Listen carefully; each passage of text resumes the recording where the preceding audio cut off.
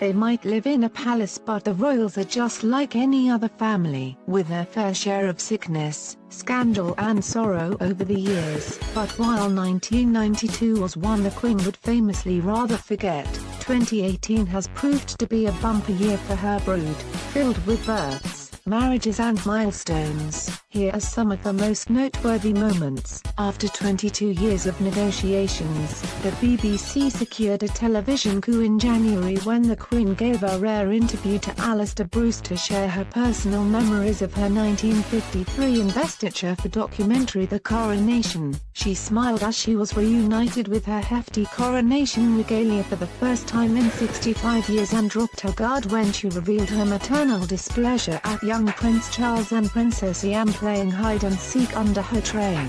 Other no-nonsense insights included her recollection of traveling in the 4-ton gold stagecoach as horrible, and how her father, King George Virgin Islands US, made her write a review of his own coronation when she was 11. It was a televisual triumph and reminded us that the somewhat serious sovereign most definitely has a human side. Prince William joked that he had thrice the worry now after the birth of his third child, Louis Arthur Charles, at 11:01 a.m. on April 23, weighing 8 pounds 7 ounces, but he was all smiles later that day as he appeared with the Duchess of Cambridge and their baby on the steps of the Lindo Wing at London's St Mary's Hospital, before heading home to Kensington Palace. In a nod to the fifth in line to the throne's St George's Day arrival, Catherine glowed in a patriotic red Jenny Packham dress with a white collar. Fashion observers were quick to spot that the moment mirrored the time Diana introduced newborn Prince Harry to the British public in 1984 in a long red dress. The new royal's name was chosen to honour his paternal great-great-great-uncle Lord Mountbatten as well as his grandfather,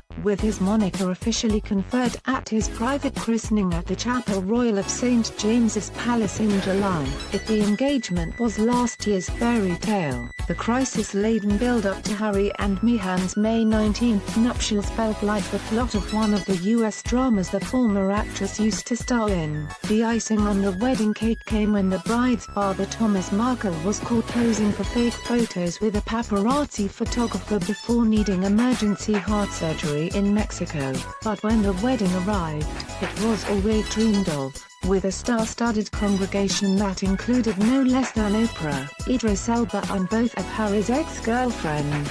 Prince Charles stepped into the breach to walk a Givenchy-clad Meghan down the aisle of St George's Chapel at Windsor Castle, while gospel singers the Kingdom Choir almost stole the show with their rendition of Stand By Me, and everyone got the giggles during the off-wall sermon by US preacher Michael Curry. An estimated 18 million British people tuned in, with 100,000 lining the streets of Windsor to wish the new Duke and Duchess of Sussex well. While there were many heartfelt moments, who could forget Prince Harry, 34, wiping away a tear as they played his late mother's favourite hymn, Guide Me, O Thou Great Redeemer? After the heartache of 2 miscarriages, Zara Tindall and her husband Mike were blessed with a second daughter on June 18. Lena Elizabeth arrived weighing 9 pounds 3 ounces, her middle name a tribute to her regal great-grandmother, after a birth which her former England rugby player father confessed was difficult. In September, Zara, 37, had to hold back tears during an interview with BBC Breakfast presenter Sally Nugent when she revealed the pain of grieving in public. Her first miscarriage happened just a month after the pregnancy had been publicly announced in 2016, while the second had been private. Normally it's just your family and friends, but unfortunately everyone knew about it, she said. I had so many letters saying I'm so sorry, we've been through the same thing, which was incredible, and thank you to all those people.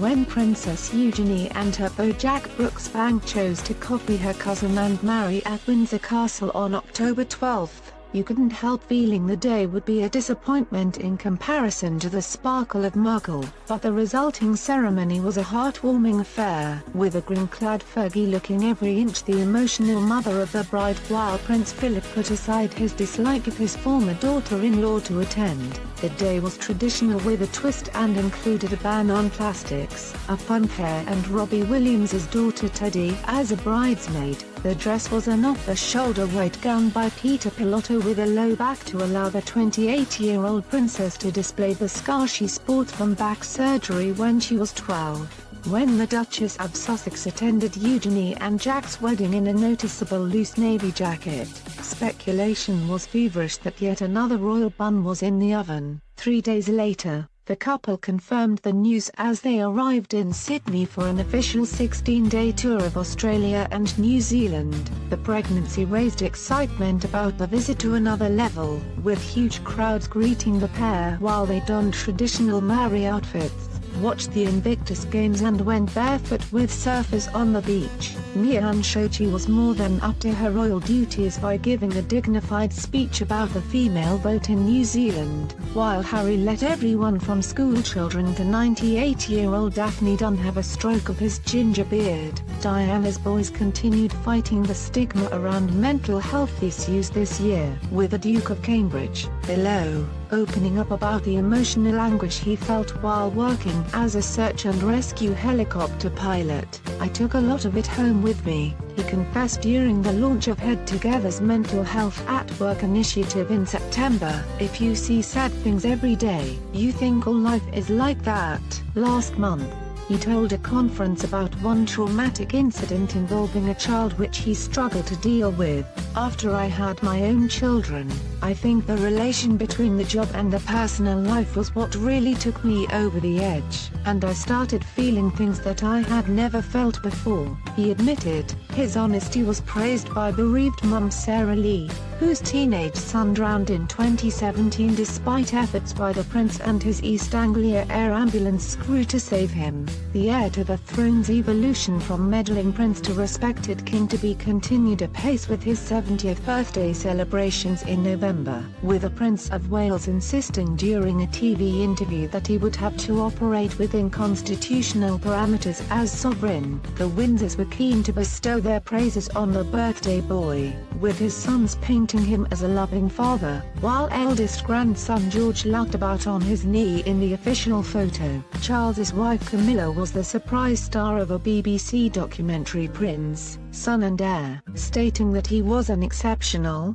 and kind man. His mother also paid touching tribute to her son during a glitzy banquet at Buckingham Palace. "Philip and I have seen Charles become a champion of conservation and the arts, a great charitable leader, a dedicated and respected heir to the throne to stand comparison with any in history, and a wonderful father," she said during a toast. Most of all, sustained by his wife Camilla, "He is his own man, passionate and creative." The year was not without its sadness for the Queen, who said goodbye to her last corgi in October. Whisper had been adopted in 2016 after the death of his owner, a former Sandringham gamekeeper. The animal-loving monarch has been synonymous with the dog since her childhood and has owned more than 30 of the animals during her reign, many direct descendants of her first dog Susan, but the Queen decided to stop breeding them in 2015 over fears she might trip on one and hurt herself. She was also anxious not to leave any behind after her death. With Whisper's passing, she only has 2 daughters, a Dachshund Corgi crossbreed, called Vulcan and Candy.